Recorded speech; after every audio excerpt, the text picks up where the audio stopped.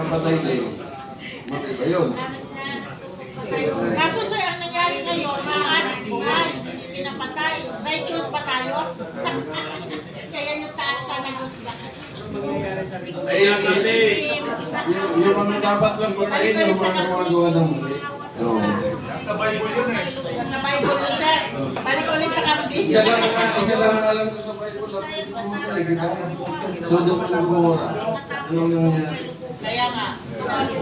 Sinabi ng Diyos na pumili ka ng dalawang tao na matino at hindi ko gagalawin ng Sodom and Gomorrah. Diba? Nabasa ko ba sa Bible yun? Eh wala nga napili eh. Kaya nagkaroon na nga ng Sodom and Gomorrah. Totoo po ba na mas stricto ang intay sa Hindi naman. sa kanila po? Hindi naman. Kaya naman, depende sa tao yun eh. Kasi hindi mo makilala ang tao hanggat hindi nagiging commander. Yung mga natatakot lang, may mga kasalanan.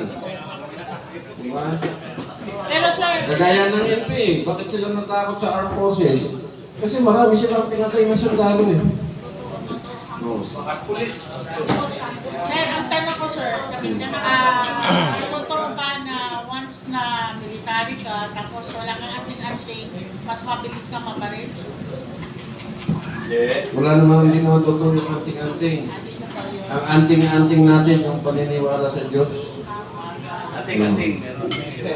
Tanong niya yung misis ko, bakit ay kasama ko sa Bislig eh. Nung raid ng NPA yung ng Sparrow team, yung bahay ng team namin sa Bislig, Surigao Sur, nandun yung misis ko. Oh. Alam ko bakit kasama ko yung pamilya ko. Cover ko kasi civilian ako. Pa-assign ako sa isang lugar, kaya Surigao Sur noon, wala pang kalsada, ang lugar ng NPA, sa Bislig. So, kailangan kasama yung pamilya para magpanggap na civilian. Kasi kung wala kang kasamang pamilya, mahangalata ka na sundalo.